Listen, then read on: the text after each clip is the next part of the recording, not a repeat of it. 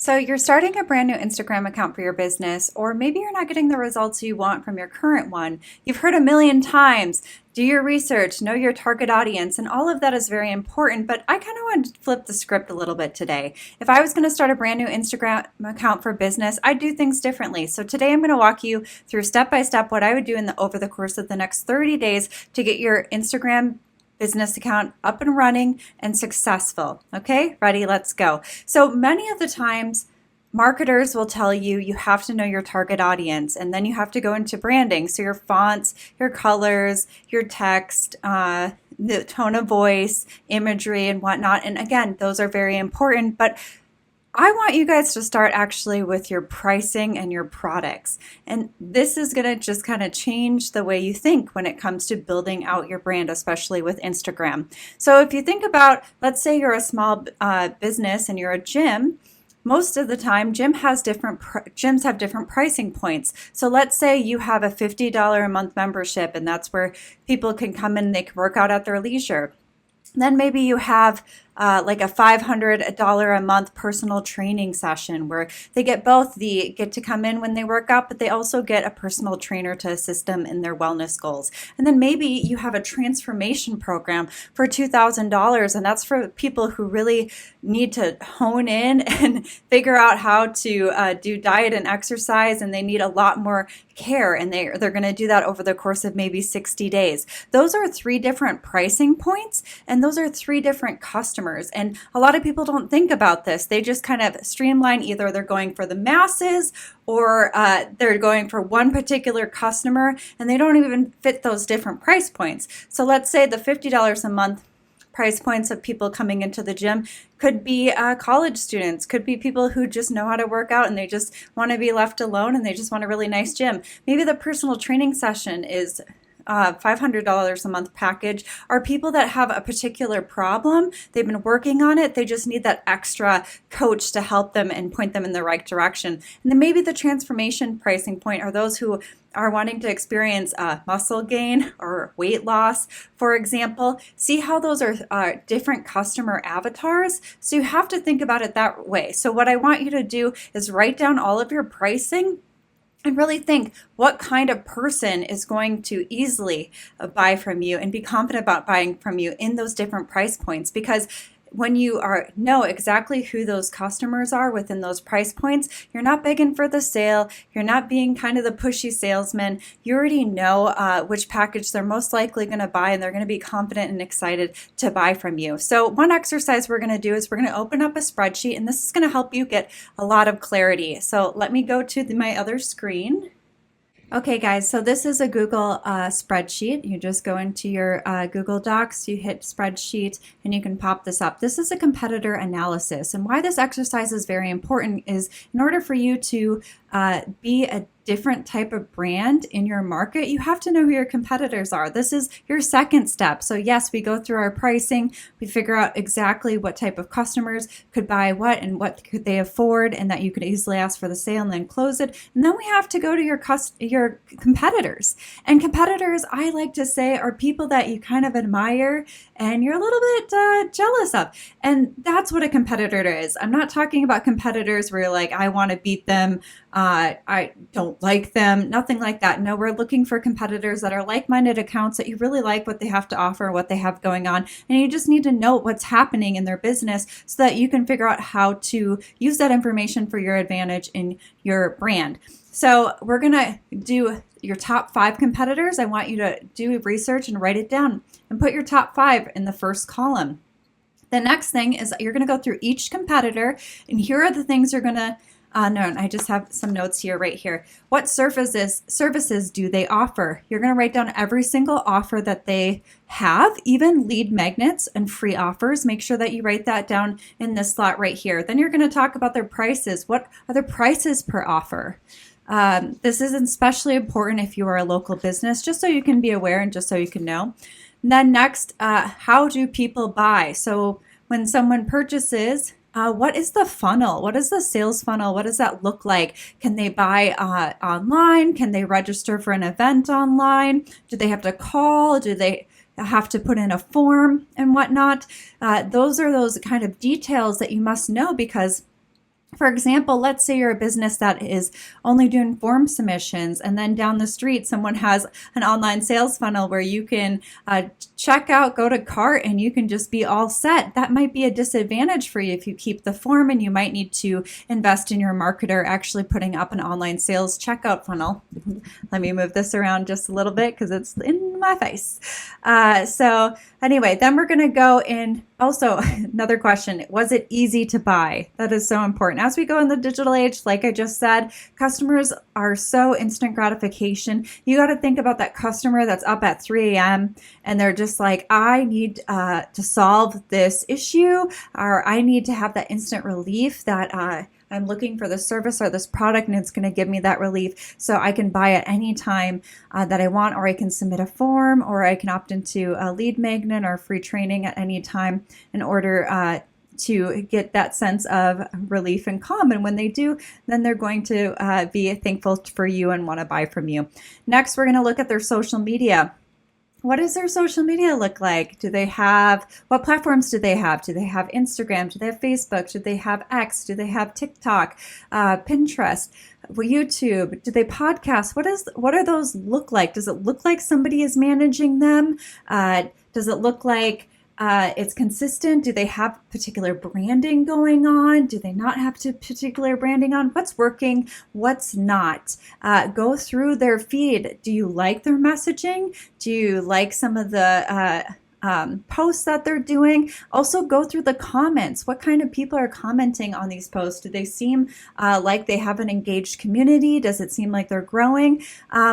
More often than not, you will find that your competitors have, like I said, you have to find the gaps. Some people don't have somebody managing their social media account. So that's where you can come in and you can be the consistent in your industry. Some people have very good platforms and they're crushing it. And you have to be like, how can I compete and level up with them? To be comparable essentially without burnout, which we're going to talk about that a lot on this channel, is how to simplify your social media and use automation and batch content in order for you to, as a business owner, be able to streamline those efforts instead of thinking every day, oh my gosh, I have to get up and do my Instagram reels, and no one likes that. So I'm going to teach you exactly how to make it easy. So follow along definitely so that you can get that inside scoop. Next, we're going to talk about review notes. Review and then notes. Oops, it's okay. Don't worry about it. Do a different column for notes. Reviews. Is the other competitors, how are they receiving reviews? Are they getting Yelp reviews consistently? Are they getting Google reviews? Do they have a lot of reviews on their site? What is that process like? When you look at the reviews, how much time is in between the reviews? Like, are they getting one review per month? Are they getting multiple reviews per month? Those are things you have to think about. If they're getting multiple reviews per month, most likely they have a system in place asking for reviews. And to be honest, you guys really need to get on that, because ChatGPT and these AI platforms are actually pulling reviews, especially from Google, to see, to see information about companies. So if I type in ChatGPT, what is the best, let's say, strength and conditioning gym in this area, ChatGPT is going to use reviews, especially on Google, to pull that information and then give me a list from 1 to 5, 1 to 10 of which gyms that I should look at. So definitely you need a system for that. Notes, write down any notes, anything that caught you off guard, that you really liked, and you're like, that's such a good idea. Write those notes down right there. If you have a team, this is the spreadsheet that you're going to share with them, and you need to have a meeting about this too, so you guys can all just be on the same page, because your team members are going to see different things than you are. But this spreadsheet allows you guys to talk about it. Then finally, we're going to go over branding and notes and website notes. So what colors, most people don't know what fonts, But something you can write down is it really bold fonts? Is it all capital letters? What kind of colors? Is it very bright and vibrant, or is it neutral tones? What is the vibe? What is the style? What is the look and feel when it comes to the branding? What's the imagery like? Do they have authentic photos or do they have stock photos? Is it working for them? Is it not working for them? Then we're going to talk about you're going to write down notes about the website. Is it an easy interface? Is it easy to go through and check out? Does it seem like all the buttons are in the right place? The offers are good. I can see the about section and get to know the information. Can I check out? Well, write that all down right here. And when you compile all this information, the single cast will give you so much clarity. You'll see the gaps in the market and you'll see what's working and what's not, which I've been talking about.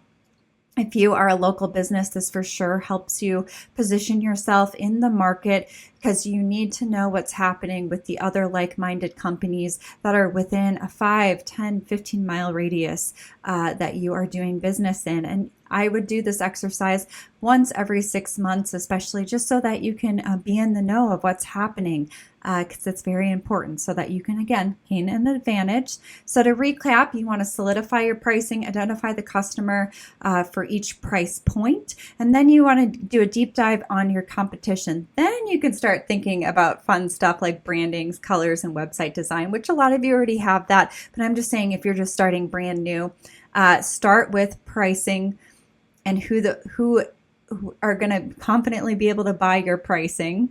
Again, we don't want to chase people. We want people to come to us. We don't want to do pushy, weird tactics.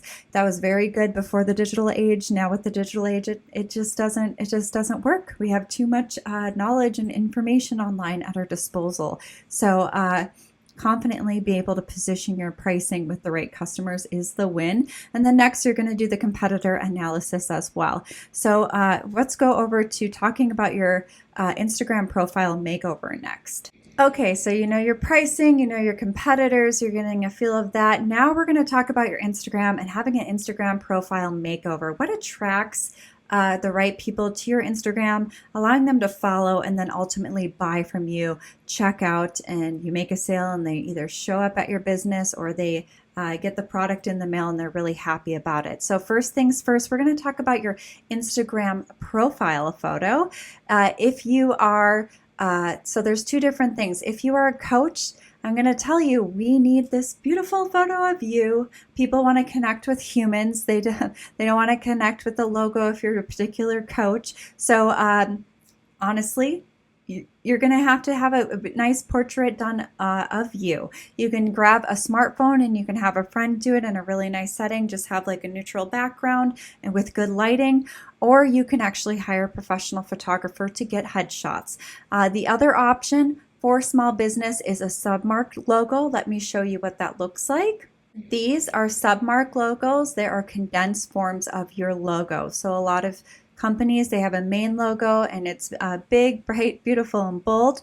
This is the condensed version of your logo, because if you try to put that rectangle type of logo into your Instagram, you'll notice that we can't really see what you're about, and the words are so small and we're just kind of like, oh, I don't know what that is. So here is a submark logo. Your person that created your logo can actually create you a submark logo. So what I would do is contact them and let them know. If you've done your logo yourself, you can go onto Canva. I typed in submark logo and you can go through here and you can figure out a submark logo that is beautiful and will work with your design, change the colors and fonts. And there you have it. So there's multiple different options on Canva. Secondly, we have to talk about your name. When it comes to your Instagram name, obviously we want your business name and as close to it as possible.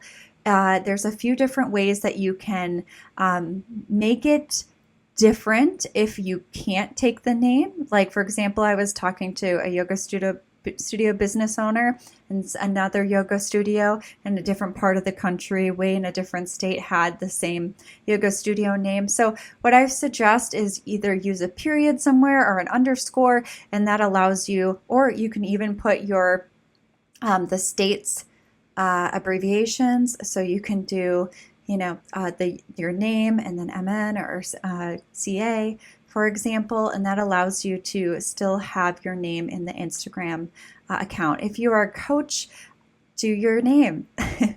People want to identify with you. They want to get to know you. You are the person of interest, and you're building a brand with you and who you are as a person. So again, those are your two different options. Now I want to show you also, you have the name of your Instagram. This is my Instagram account. Definitely come on over and follow me. I will love to see your stuff as well. So there is a second header logo, or not logo, name when you go into Instagram, and it's right here. I'm just hovering over it. So what I would suggest is you put your business name and then do a dash and then your niche, and this helps you create be easily searchable. So if somebody typed in marketing director or marketing consultant in the search of Instagram, then I would pop up in the list of names who have done this similarly. So for example, if you're a gym owner or a yoga studio, you would just put the yoga studio, and you put the name, and then you put yoga studio in Minnesota or yoga studio in California. That's what we are looking for here, because it's something that people read right away when they click on to your profile. So next we are going to talk about your Instagram bio, which is so important. I have a formula that I've used for my clients for a very long time, and it literally helps us get like 100 leads per month on Instagram. It is just awesome. So let's talk about it, okay?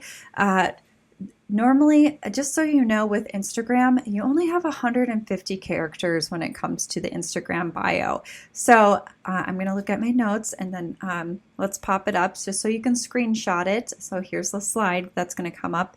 So line 1, we want you to do, what do you do that solves a customer's problem? So for example, let's say I am a yoga studio that also does guided meditations. An example would be, I help busy moms find 30 minutes a day for themselves through guided meditation. So let's say that's your yoga instructor and that is your goal. That is lengthy. I will show you how to cut it down in just a moment. Line number 2 is, what is your free offer? What is your free leg magnet? This, again, gold. You want your customers to be able to go onto your profile and be like, what's in it for me?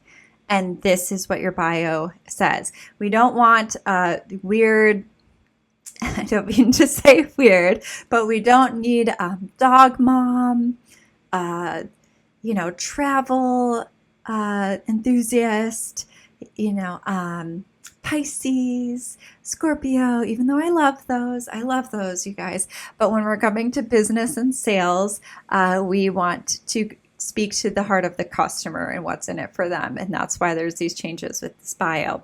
Okay, so line 1, what do you do that solves the customer's problem or gives a result? Line 2, what is your free offer? And line 3, a notable result or your business tagline. So a notable result for the meditation person would be, join 500 plus women finding calm, or your daily dose of peace.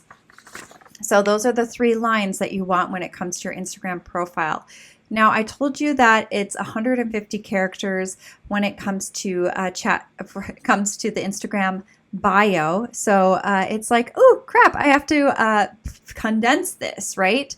And how do I do that? So we're going to head on over to ChatGPT, and we're going to condense it in a way that it makes it easy for us. So let's head on over there. Put this in.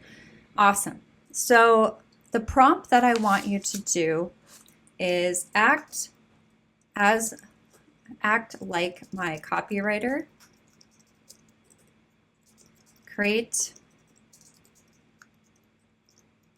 an Instagram bio using these 3 key points.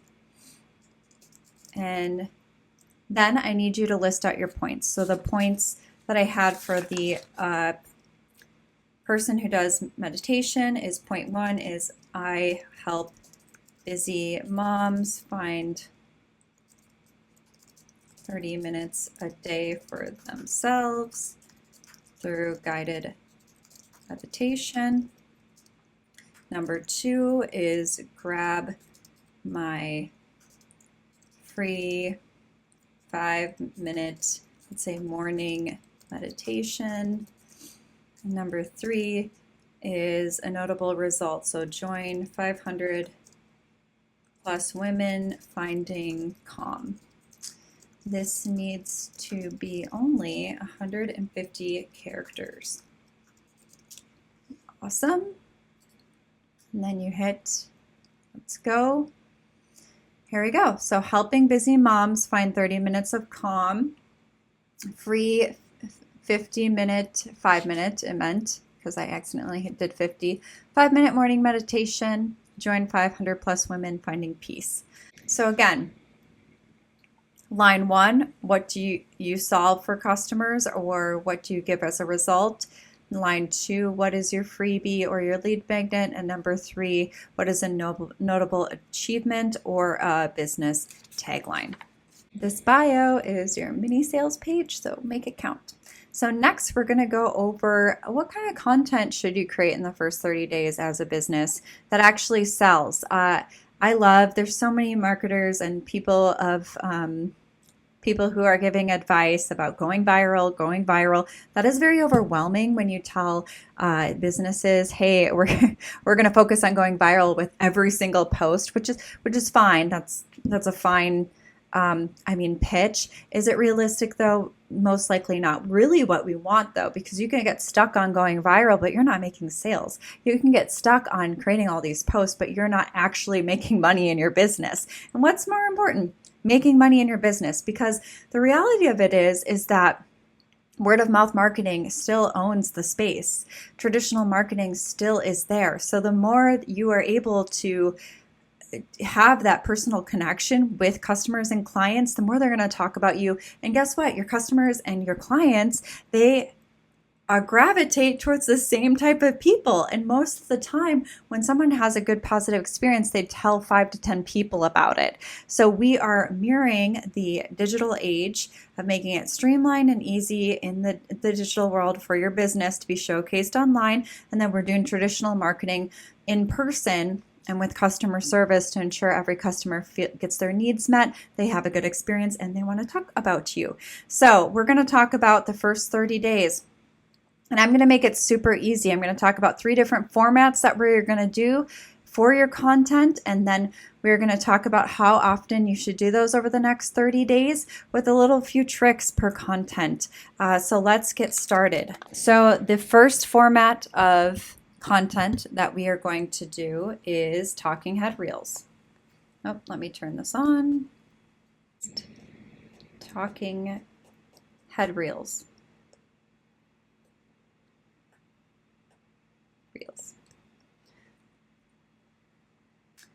Okay, so talking head reels is I'm talking to camera. I'm doing a 45 seconds to 90-second reel where I'm sharing information on something that could benefit the customer or client, or talk about something in my business that people don't know about, or those tips or tricks kind of format contents. Or maybe I'm trend jacking and I'm talking about an industry update where I'm going to be in on the discussion.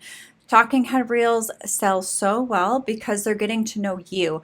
A lot of the times what you'll see is these B-roll footages where I'm not saying that those formats don't do justice, but what I'm saying, or don't serve, what I'm saying is that talking head reels gives us connection right here. You are seeing my mannerisms, you're seeing how I talk, you're trying to figure out if you like, know, or trust me, if you like what I'm saying, and automatically the customer decides, is this person for me or not for me? So we're going to talk about using talking head reels for your content strategy. And one trick that I want to talk about is using the PAS formula for copywriting, which is a problem, agitation, and solution. So first you are when you come to writing your script. So let's say you pick a topic and you're going to go over what is the problem that my ideal customer has when it comes to this issue. Okay. Let's say I'm a yoga instructor and I'm focused on busy women who are working in an office all day. So one talking head reel that I might do is how to alleviate that tech neck, that going forward. I'm talking about that because that's something that I try to make sure that I don't have all the time, and I do a lot of preventative measures to make sure that I don't have tech neck. So the problem is, how do you alleviate tech neck? And you're on the computer all day, and I know it hurts. You're getting migraines, you're getting shoulder pain, whatnot. Agitated. So agitated is actually talking to the customer and what they do all the day. Let me write this down. So problem, agitated. So what is the life? This is where story comes into play. What is the life of the person? You're on the computer for 5 to 8 hours a day. Maybe you don't have the right equipment, or maybe you do, but you're just kind of hunching forward. You're having hip pain. You feel like you're getting migraines. You're feeling a lot of strain. What can you do? Maybe you're going to the chiropractor, or you've had a doctor look it out, but it's still just not something that you can fix every single day or work towards. And I get it. That definitely is. So here are a few yoga poses that you can do in less than 10 minutes a day to help you alleviate some of that tension in your neck. So then you go with solution. See what I just did there? So problem, agitate, and solution. And that is how you should have each of your scripts be. We want them very quick, very fast, and we want it to be able to timely solve a problem that if somebody watches one of your videos, they can implement it right away. And that's kind of when you win. Obviously, you can do talking head videos where you're just talking about your space, your business, maybe your business story. Those work really well as well. I'm talking about problem, agitate, and solution in order to get sales. So focus on that. What I would recommend is you probably already know, but if you looked at your competitors, if you maybe other people, what are your customers ask you frequently? Write those type of questions down, because those are the ones that you want in your talking head reel. And again, no weak hooks. You want a strong hook. We don't need I'm just stopping by, my name is, or here's a quick tip for you guys. No, we need to be in a position of power when we're talking to people, because when we are confident that we know what we are offering to people, they will feel that energy and they'll want to listen to you. Okay, so I'm going to stop this. No, I'm not. The next set is quotes. And I'm not talking about generic quotes, guys. Not talking about generic quotes. I know back in the day with Instagram, we did a lot of quotes, especially high-profile people quotes or author quotes or whatnot, and those were winning big time. Or just, one-sentence quotes. Those still work. It depends on how your strategy is. But I'm talking about quotes like a light bulb moment from your customers, like, wow, I never thought about it that way. And these quote graphics, you just have a graphic in Canva and you write out the quotes. They do really well and they perform really well. Like I have an account that gets on average 200 likes for just the quotes. And so what I suggest is make sure they're between 5 to 10 sentences. And the reason being is, again, it needs to be enough information where someone's like, wow, I didn't realize that that's such a good philosophy or method or whatnot. So an example of this is maybe you're a dog trainer and you get all the time of your dog is highly reactive before going on a walk, jumping all over the place, and you're working on it. And it might take some time to work on it, but what's a tip that you can say to your audience right away? A tip you could say is, hey, before you allow your dog out the door before a walk, make sure you sit the dog down, the dog is calm, and also make sure that you're not reacting to, oh my God, we're going on a walk, we're having a good time. Nope, you're having respect, you're demanding authority with your dog, making them sit. This is a calm process. And you write that in 5 to 10 sentences, and the dog owners are like, yay, light bulb moment, woot. Such a millennial. See how that goes over really well with people. So that is your second type of content form. And then lastly, we're going to do reviews. A lot of your guys' businesses have reviews, or you've asked for reviews and you're not capitalizing on them on social media. So go through emails with reviews, Google reviews, Yelp. You can do it kind of the cool way, and you can screenshot them and put them on a graphic. You can do it a branding way, and you copy and paste it into a graphic where it has your colors and fonts and it looks very nice. You can go to Canva and literally type in testimonial template or review template, and they'll pop multiple different templates for you to use when it comes to your reviews. And the reason being is that, again, if I like what you have to say, and then let's say Sally and Jimmy, and let's say Ben, I just post 3 reviews on my feed, and they're very good, well done reviews, and I'm like, sold, awesome. So I just confirmed that working with this company, this brand, that I will get what I want based on what other people are saying. See how that works? Okay. So here's your starting plan for the first 30 days. Every week, I want you to do 2 reels, 1 quote post, and 1 review post.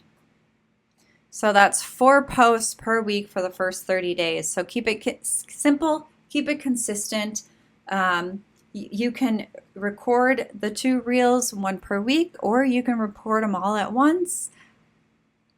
Most of the business owners I work with, they pick 1 day out of the week and they record 2 to 3 reels at a time.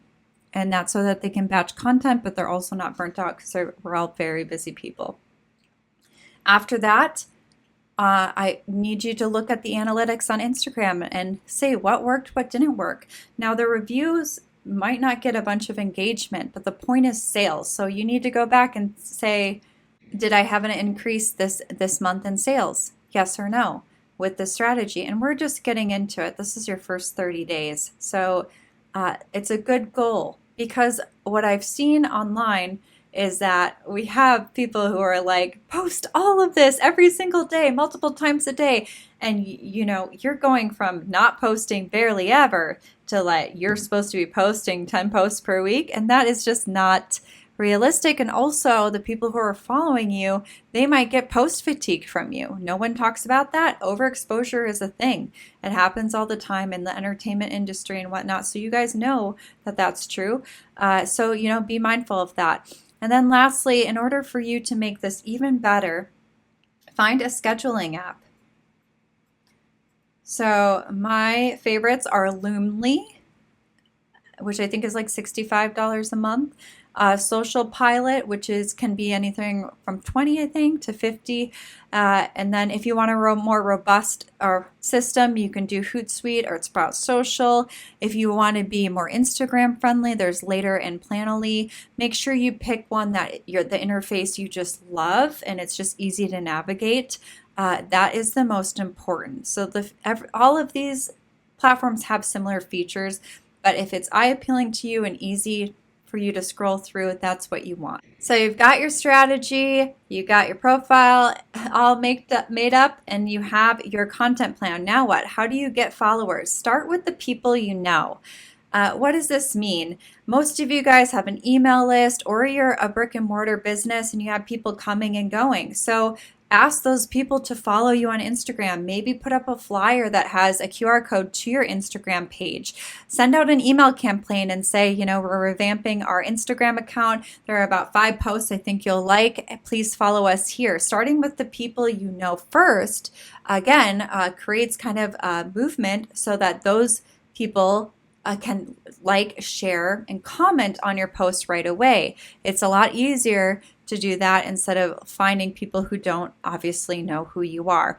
Next, what I need you to do is make sure you go to the analytics tab on your Instagram account every 2 to 4 weeks and just start to get familiar with it. What is your reach like? What is your likes like? How many followers are you gaining? All of those metrics are very important. You'll find patterns in your content, and the more you see patterns with your content, the more you can point in the right direction of, okay, this is what my audience is looking to learn from me. So again, that is your first 30 days when it comes to your Instagram account. That is the exact blueprint I would use if I was consulting with somebody who is a brand new Instagram business account, or somebody who just wants to revamp their Instagram account and they're afraid of the burnout of that. This is your first 30 days. So start there with this 30-day game plan, and you're going to be very happy with it. So your homework is to pick one thing from today's episodes and implement it within the next 48 hours to 72 hours, whether it's talking about your pricing and what type of customers or clients would buy into the pricing, whether it's doing your competitor analysis, make sure you do that, forming content and a content strategy plan, and actually maybe recording a talking head video and posting it. I dare you guys. And or going into your analytics or finding a scheduler app. All of these components are very important. They help with automation, they help with strategy, they help you get going without the overwhelm. And look forward to the next video, because I'm going to be talking about 3 different carousel formats to implement into your Instagram strategy. Carousels work very tremendously well, and some of my clients are seeing $10,000, $5,000 sales just from a carousel account. Not only that, 50 to 100 extra followers with a carousel post, and it's because people are sharing the carousels and they're saving the carousels post. So you don't want to miss that post. Subscribe to my channel, follow along with me, and I'm definitely happy to help when it comes to your Instagram strategy, your sales funnels, and your email marketing. Making sure that it converts with you isn't overwhelming and it pushes your business forward. I'm Tisha Lee, and until next time.